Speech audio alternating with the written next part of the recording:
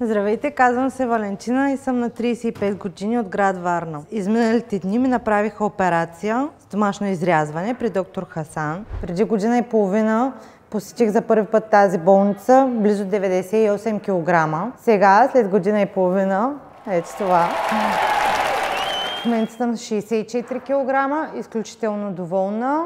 Изключително мисля, че тази операция ти дава нов живот. Почваш да живееш наново. Можеш да си вързваш обувките, да ходиш до магазина, да се записваш да тренираш, да влезеш в XS размера, примерно. Да влизаш в магазините и всичко да ти става, защото това също е много важно. Освен новия начин на живот, който получих, започнах да излизам сред хора, да танцувам, да не се притеснявам. Придобих много по-високо самочувствие за себе си. Имам по-високи изисквания за себе си. Изключително доволна съм от болницата, от начина, по който те гледат, начина, по който ти обръщат внимание. Тук няма шанс да не съм чула някой да е недоволен и да има такъв.